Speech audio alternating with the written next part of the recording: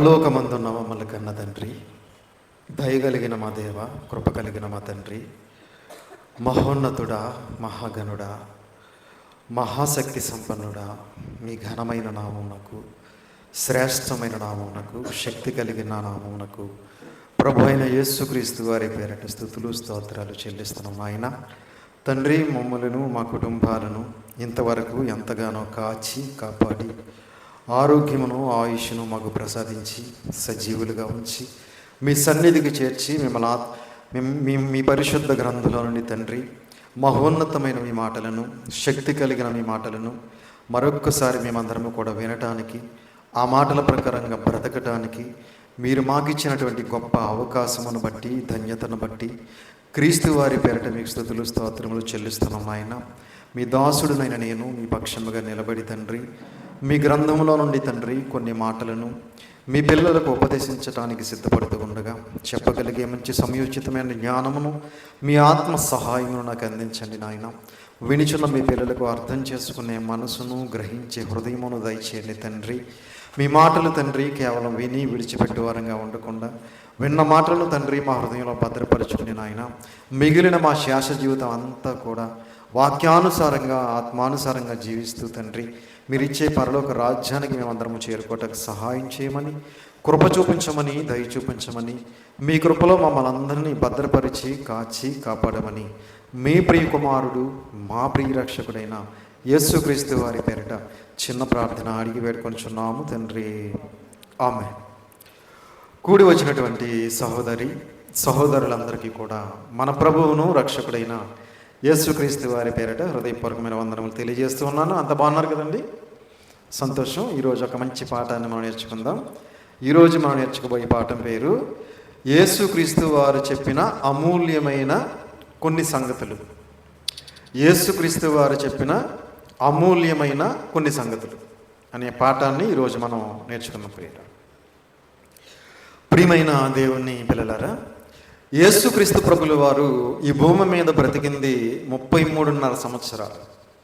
ఎన్ని సంవత్సరాలు బ్రతికారండి? 33.5 సంవత్సరాలు బ్రతికారు ఆయన. అయితే ఆయన బోధించినది 3.5 సంవత్సరాలు మాత్రమే. బ్రతికింది 33.5 సంవత్సరాలు అయినా బోధించినది 3.5 సంవత్సరాలు మాత్రమే. 3.5 సంవత్సరాలు ఆయన చేసినటువంటి బోధలు విని ఆనాటి నుంచి అనేకులు ఆయన బోధకు ఆశ్చర్యపోయి ఆకర్షితులవుతున్నారు. నాటి నుంచి నేటి వరకు కూడా. అంటే ఆయన బోధించిన బోధ ఎంత అద్భుతంగా ఉండుంటుంది, ఎంత అమూల్యమైనదై ఉంటుంది, ఎంత అవసరమైనదై ఉంటుంది, ఎంత విలువైనదై ఉంటుంది.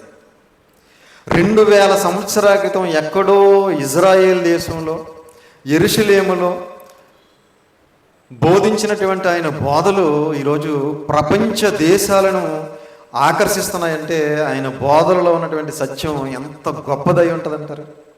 అందుకే ఈరోజు ఆనాటి నుంచి ఈనాటి వరకు అనేక మంది ఆయన బోధలకు ఆకర్షితులవుతున్నారు, ఆశ్చర్యపోతున్నారు.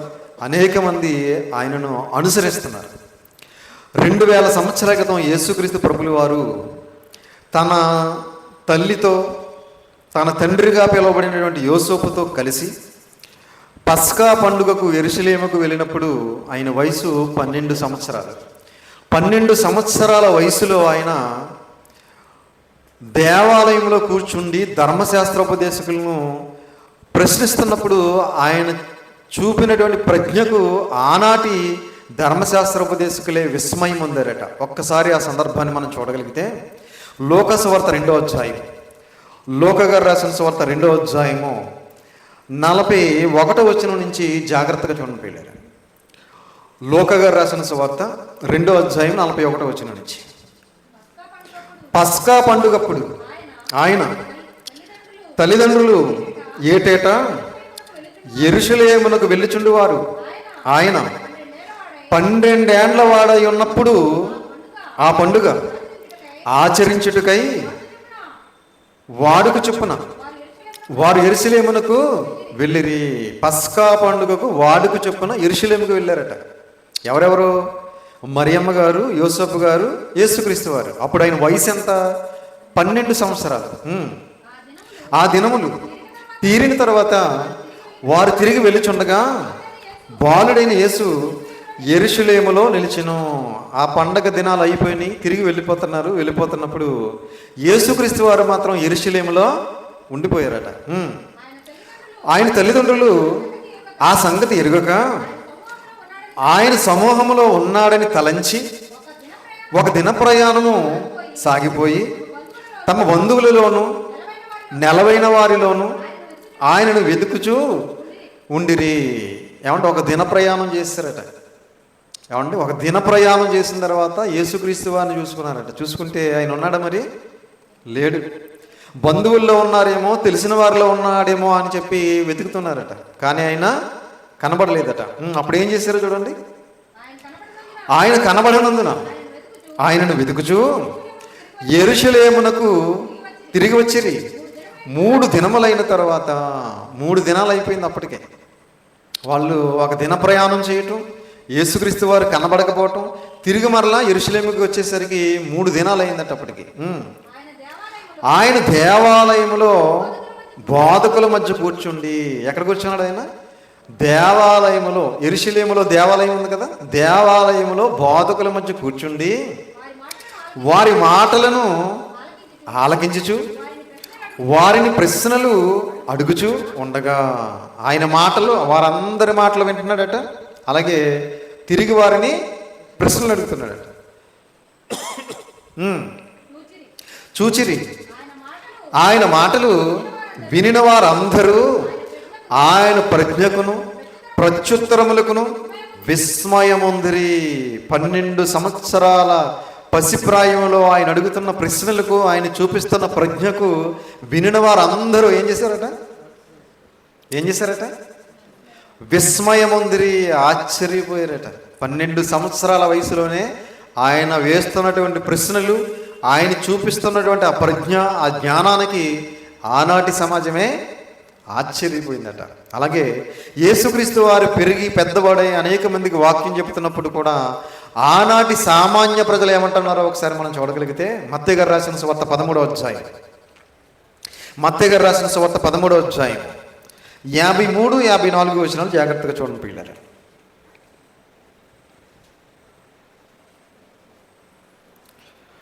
మత్తయి గారు రాసిన సువార్త 13వ అధ్యాయం 53, 54. యేసు ఈ ఉపమానములు చెప్పి చాలించిన తరువాత ఆయన అక్కడి నుండి వెళ్ళి స్వదేశమునకు వచ్చి సమాజ మందిరములో వారికి బోధించుచుండెను. అందువలన వారు ఆశ్చర్యపడి ఈ జ్ఞానమును, ఈ అద్భుతములను ఇతనికి ఎక్కడి నుండి వచ్చినవి? ఇతడు వడ్లవాని కుమారుడు కాడా? ఇతని తల్లి పేరు మరియ కాదా? యాకోబు, యోసేపు, సీమోను, యోదాను వారు ఇతని సోదరులు కారా? చూసారా, యేసుక్రీస్తు వారు బోధిస్తున్న బోధలు విన్నటువంటి ఆనాటి సమాజం ఏమంటుందో చూడండి యేసుక్రీస్తు వారిని. 54వ వచనం. అందువలన వారు ఆశ్చర్యపడి ఈ జ్ఞానమును, ఈ అద్భుతములను ఇతనికి ఎక్కడి నుండి వచ్చినవి? చూసారా, ఈ జ్ఞానం ఎక్కడి నుంచి వచ్చింది ఈయనకి? ఇంత చిన్న వయసులో. అప్పుడు ఆయన వయసు ఎంత? 30 సంవత్సరాలు. ఏమండి, 30 సంవత్సరాల వయసులోనే ఆయనకి ఈ జ్ఞానం ఎలా వచ్చింది, ఈ అద్భుతాలు ఎక్కడి నుంచి వచ్చినాయి అని చెప్పి, ఇతడు వడ్లవాని కుమారుడు కాదా? ఇతడు వడ్రంగి మేస్త్రి కుమారుడు కదా? ఇతని తల్లి మరియ కదా? యాకోబు, యోసేపు, సీమోను, యోదాను వారు ఇతని సోదరులు కారా? ఇతని సోదరీమణులందరూ మనతో ఉన్నారు కారా? ఇతనికి ఈ కార్యములన్నీ ఎక్కడి నుండి వచ్చినవని చెప్పుకొని ఆయన విషయమై అభ్యంతరపడి. చూసారా, ఇవన్నీ ఎలా వచ్చాయి? ఇతనికి ఇంత జ్ఞానం ఎలా వచ్చింది, ఇంత ప్రజ్ఞ ఎలా వచ్చిందని ఆనాటి సమాజమే ఆశ్చర్యపోయింది ఆయన మాటలకు. ప్రియమైన దేవుని వారలారా, అలాగే యేసుక్రీస్తు ప్రభులు వారిని బంధించి తీసుకురమ్మని బంట్రోతులను పంపించారు కొంతమంది శాస్త్రులు, పరిసయ్యులు. ఏం చేయమని? బంధించి తీసుకురండి అని బంట్రోతులను పంపించారు. అప్పుడు ఆ బంట్రోతులు వెళ్ళారు. వెళ్ళిన తర్వాత ఏం జరిగిందో చూద్దాం ఒకసారి. యోహాను గారు రాసిన సువార్త 7వ అధ్యాయం, యోహాను గారు రాసిన సువార్త 7వ అధ్యాయము 44వ వచనం చూడండి. యోహాను గారు రాసిన సువార్త 7వ అధ్యాయం 44. వారిలో కొందరు ఆయనను పట్టుకొన దళచిరి కానీ ఎవడునో ఆయనను పట్టుకొనలేదు. ఆ బంట్రోతులు ప్రధాన యాజకుల యొద్దకును పరిసయ్యుల యొద్దకును వచ్చినప్పుడు వారు, ఎందుకు మీరు ఆయనను తీసుకుని రాలేదని అడుగగా, ఆ బంట్రోతులు, ఆ మనుష్యుడు మాట్లాడినట్టు ఎవడునో ఎన్నడునో మాట్లాడలేదని. ఏమండి, ధర్మశాస్త్రోపదేశకులు పరిసయ్యులు అడుగుతున్నారు ఆ బంట్రోతుల్ని, ఎందుకు మీరు అతన్ని బంధించి తీసుకురాలేదు అని అడుగుతున్నప్పుడు వాళ్ళు ఏం చెప్తున్నారు చూడండి. ఆ బంట్రోతులు, ఆ మనుష్యుడు మాట్లాడినట్లు ఎవడునో ఎన్నడునో మాట్లాడలేదనిరి. ఆ మనుష్యుడు మాట్లాడినట్టు ఎవడునో ఎన్నడునో మాట్లాడలేదనిరి. అంటే యేసుక్రీస్తు వారు ఎంత అద్భుతంగా మాట్లాడి ఉండాలి. ఏమండి, యేసుక్రీస్తు వారిని బంధించడానికి వెళ్ళిన బంట్రోతులే ఆయన్ని బంధించకుండా తిరిగి వచ్చేసారంటే యేసుక్రీస్తు వారు మాట్లాడిన మాటలు ఎంత అమోఘంగా ఉండాలి, ఎంత అద్భుతంగా ఉండాలి చెప్పండి. అవునా? ఎంత అమూల్యమైన మాటలు మాట్లాడి ఉండాలి ఆయన. ప్రియమైన దేవుని వాళ్ళారా, కనుక యేసుక్రీస్తు వారు ఎన్నో అమూల్యమైన మాటలు మాట్లాడారు. అయితే అన్నీ మనకొద్దు, కొన్ని చూద్దాం ఇప్పుడు. ఏమండి, అన్నీ చూడాలంటే మన జీవితం సరిపోదు, కొన్ని చూద్దాం ఈరోజు. ఏమండి, మత్తయి గారు రాసిన సువార్త 7వ అధ్యాయం, మత్తయి గారు రాసిన సువార్త 7వ అధ్యాయం 12వ వచనం. మత్తయి గారు రాసిన సువార్త 7వ అధ్యాయం 12వ వచనం. కావున మనుష్యులు మీకు ఏమి చేయవలెనని మీరు కోరుదురో అలాగుననే మీరును వారికి చేయుడి. చాలు. మనుషులు మీకు ఏమి చేయవలెనని మీరు కోరుదురో అలాగుననే మీరును వారికి చేయుడి అన్నారు. ఏమండి, ఇప్పుడు మనం ఏం కోరుకుంటాం ఎదుటి వారి నుంచి? అందరూ నన్ను తిట్టాలి, అందరూ నన్ను చీదరించుకోవాలి, అందరూ నన్ను అసహించుకోవాలని కోరుకుంటామండి. అందరూ నన్ను గౌరవించాలి, అందరూ నన్ను ప్రేమించాలి, అందరూ నన్ను ఉన్నతంగా చూడాలి అనుకుంటాం. అవునా? మనుషులు మీకు ఏమి చేయాలని కోరుకుంటారో అదే మీరు కూడా వారికి చెయ్యండి అన్నట్టు. ఇప్పుడు ఎదుటి వాళ్ళని గౌరవించాలని కోరుకుంటున్నావు, నువ్వేం చేయాలి? నువ్వు ఎదుటి వారిని గౌరవించు. ఏమండి, ఎదుటివారు నిన్ను ప్రేమించాలని కోరుకుంటున్నావు, నువ్వు ఎదుటివారిని ప్రేమించు. అదే చెప్పాడు యేసుక్రీస్తు వారికి. మనుషులు మీకు ఏం చెయ్యాలని మీరు కోరుకుంటారో మీరు ఎదుటివారికి అదే చెయ్యండి అన్నట్టు. ఏమండి, ఎదుటివారు మిమ్మల్ని తిట్టకూడదని మీరు కోరుకుంటారు. మీరేం చేయాలి? ఎవరిని తిట్టకుండా మీరు ఉండాలి. అంతే కదా? ఎవరో మిమ్మల్ని హింసించాలని మీరు అనుకోరు, కాబట్టి మీరు కూడా ఎవరిని హింసించాలని అనుకోకూడదు. మీకు ఏదైతే ఎదుటివారు చేయాలని కోరుకుంటున్నారో మీరు కూడా ఎదుటివారికి అదే చేయమని చెప్పాడు యేసుక్రీస్తు వారు. ఏమంటే ఎంత అద్భుతమైన మాట ఇది. అందరూ ఇలా ఉన్నారనుకోండి, ప్రపంచ ప్రజలు అందరూ ఇలా ఉన్నారనుకోండి, గొడవలు ఉంటాయండి, కక్షలు ఉంటాయండి, క్రోధాలు ఉంటాయండి, సమస్యలు ఉంటాయా? ఉండవు. ప్రపంచమంతా కూడా సస్యశ్యామలంగా మారిపోద్ది. ప్రపంచంలో అప్పుడు పోలీస్ స్టేషన్లతో పని లేదు, కోర్టులతో పని లేదు, ఇంటికి తాళాలు వేయవలసిన పని కూడా ఉండదు. అందరూ ఒకరినొకరు ప్రేమగా ఆప్యాయతగా ఉన్నప్పుడు ఇంకా గొడవలు ఉండవు, ఇంకా మనకి కక్షలు ఉండవు, క్రోధాలు ఉండవు, ఏ విధమైన భేదాభిప్రాయాలు ఉండవు. ప్రపంచం అంతా అద్భుతమైన రీతిలో ఉంటుంది. అందుకే యేసుక్రీస్తు వారు అంటున్నారు, మనుషులు మీకు ఏమి చేయాలని మీరు కోరుకుంటారో అలాగనే మీరును వారికి చేయుడి. ఎదుటివారు మీకు మేలు చేయాలని కోరుకుంటారు, మీరు ఎదుటివారికి మేలు చేయండి. ఎదుటివారు మీకు సహాయం చేయాలని కోరుకుంటారు, మీరు ఎదుటివారికి సహాయం చేయండి. ఎదుటివారు మీరు కష్టాల్లో ఉన్నప్పుడు ఆదరించాలని మీరు కోరుకుంటారు, మీరు ఎదుటివారు కష్టాల్లో ఉన్నప్పుడు ఆదరించండి. అప్పుడు ఎంత బాగుంటుంది ప్రపంచం, అద్భుతంగా ఉంటుంది. అందుకే అండి ప్రపంచంలో ఒక సర్వే చేశారు. సర్వే చేసినప్పుడు ప్రపంచాన్ని ఎక్కువగా ప్రభావితం చేసిన వ్యక్తి ఎవరు అంటే యేసుక్రీస్తు వారి మొదటి స్థానంలో ఉన్నారు. అర్థమవుతుందండి ఎందుకో? ఇదిగో ఆయన చెప్పినటువంటి ఈ మాటలే, యేసుక్రీస్తు వారు చెప్పినటువంటి ఈ మాటలను బట్టి ప్రపంచంలో ఇంతవరకు కూడా ప్రపంచ ప్రజలందరినీ అత్యధికంగా ప్రభావితం చేసినటువంటి వ్యక్తి ఎవరైనా ఉన్నారంటే యేసుక్రీస్తు వారు ఒక్కరే కనపడుతున్నారు. కాబట్టి ఈ యేసుక్రీస్తు వారు చెప్పినటువంటి అమూల్యమైన సంగతులు ప్రపంచ దేశాలలో ఉన్న ప్రతి పాఠశాలలో పెట్టి బోధిస్తే ప్రపంచం అంతా ఎలా ఉంటుందంటారు? ఎంత అద్భుతంగా ఉంటుందండి. ప్రపంచం అంతా మారిపోతుంది. ప్రపంచంలో ఏ గొడవ ఉండదు, ఏ విధమైనటువంటి సమస్య ఉండదు. కనుక యేసుక్రీస్తు వారు చెప్పినటువంటి మరొక అద్భుతమైన మాట మనం చూడగలిగితే లూకా గారు రాసిన సువార్త 6వ అధ్యాయం, లూకా గారు రాసిన సువార్త 6వ అధ్యాయం 36వ వచనం జాగ్రత్తగా చూడండి పిల్లలు. లూకా గారు రాసిన సువార్త 6వ అధ్యాయం 36. కాబట్టి మీ తండ్రి కనికరము గలవాడు వాడై ఉన్నట్టు మీరును కనికరము గలవారై ఉండుడి. చాలు. 6:36 లోకసువార్త. అందరూ చూడాలి, అందరూ తీయాలి. మీ తండ్రి కనికరము గలవాడై ఉన్నట్టు మీరును కనికరము గలవారై ఉండుడి. ప్రియమైన దేవుని వాళ్ళారా, మన తండ్రి ఎవరు? ఏమండి? పరలోకములో ఉన్నటువంటి దేవాది దేవుడు ఆయన మన తండ్రి. అవునా? ఆయన ఎలా ఉన్నాడట? కనికరము గలవాడై ఉన్నాడట. ఏమండి? కనికరం అంటే జాలి, దయ, కనికరం అంటాం కదా. కనికరం కలిగిన వాడుగా ఉన్నాడట. కనికరం కలిగిన వాడు కాబట్టి కరుణామయుడైనటువంటి క్రీస్తు వారిని మన కోసం పంపించాడు.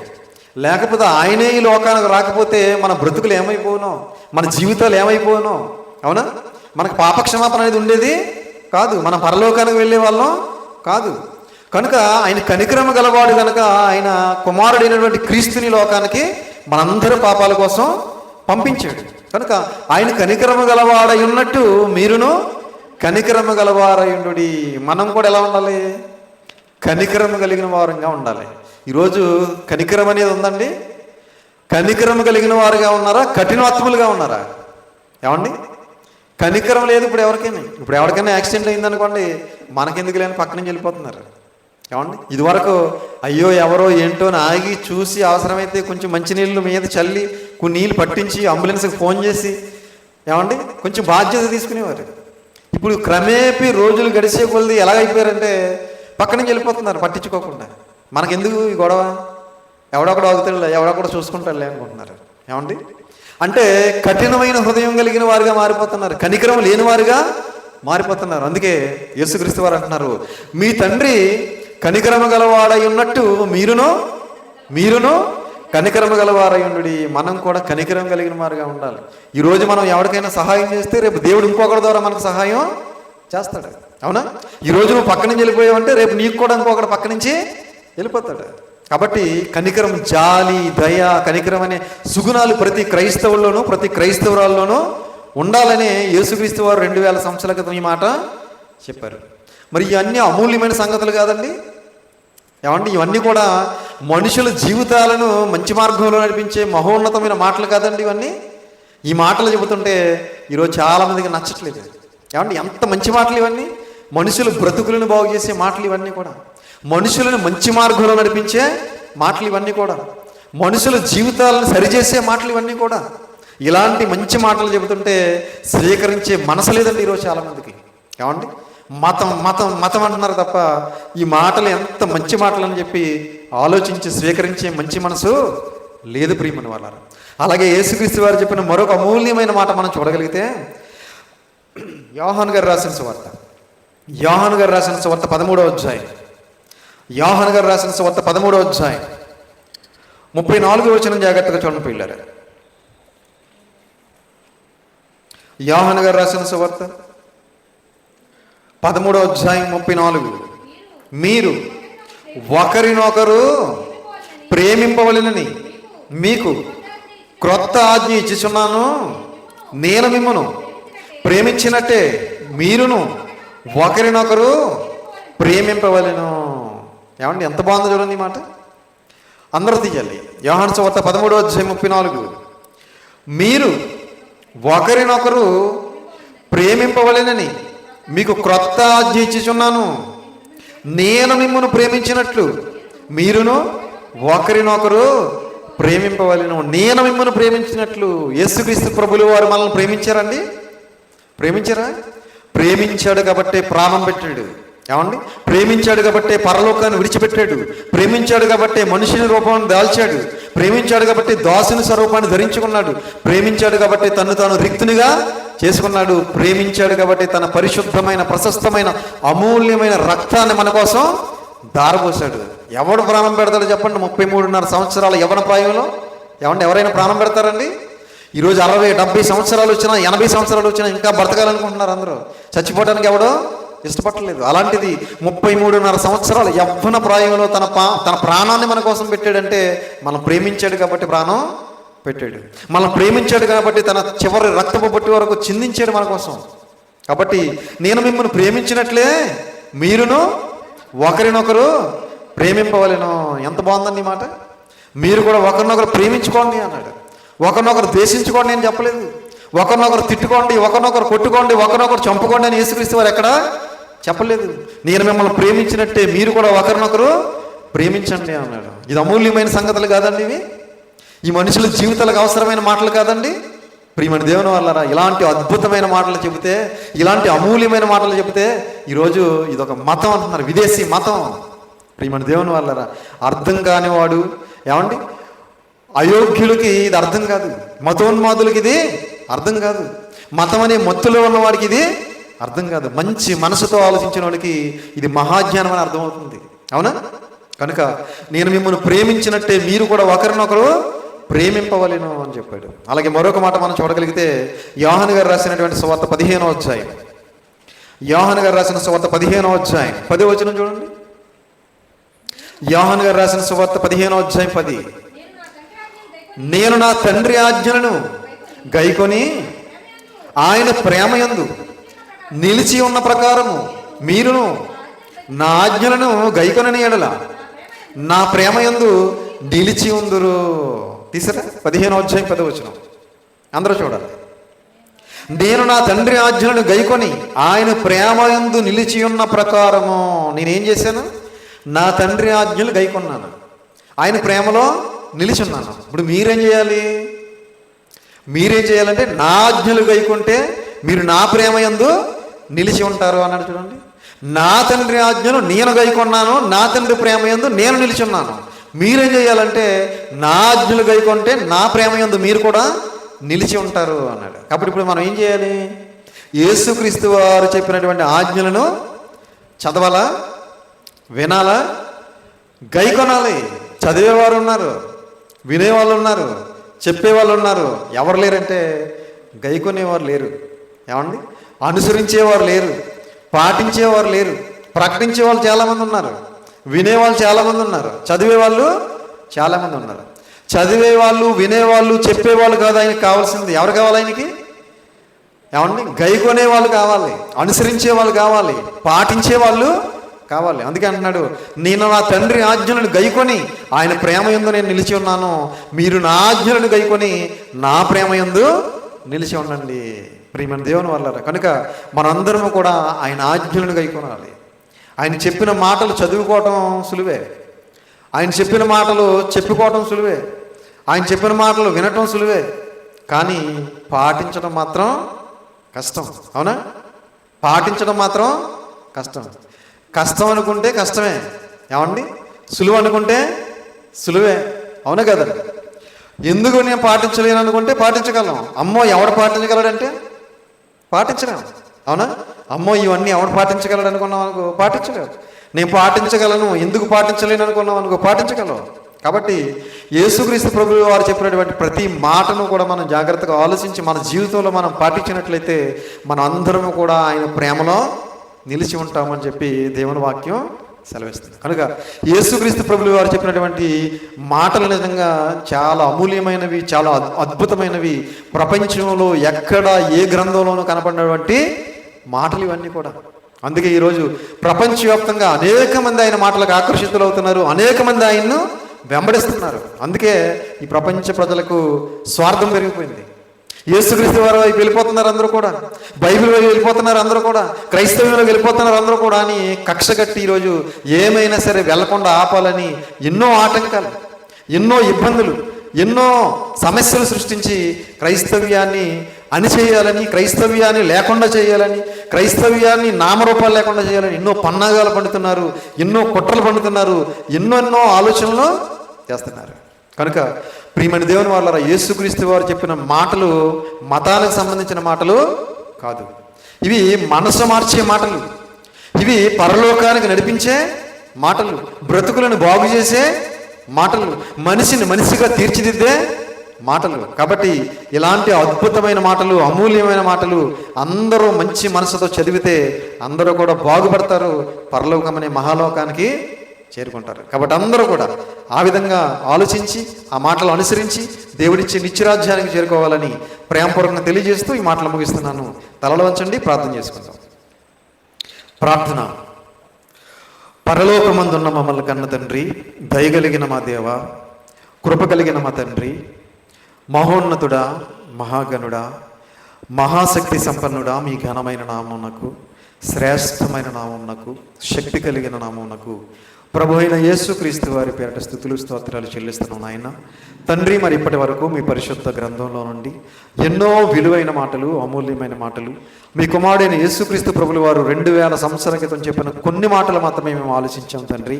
మరి ఇలాంటి అమూల్యమైన మాటలు, ఇలాంటి అద్భుతమైన మాటలు, మా బ్రతుకులను బాగు చేసుకునే మాటలు, మా విశ్వాసాన్ని పెంపొందించే మాటలు, మా ఆత్మలను రక్షించే మాటలు, మరి ఇదిగో ప్రభు మీరు ఇచ్చే నిత్యరాజ్యానికి చేర్చే మాటలు, మరి ఈరోజు ప్రపంచం అంతా కూడా వినకుండా ఇవన్నీ కూడా ఒక మతానికి సంబంధించిన మాటలని పక్కన పెట్టేశారు తండ్రి.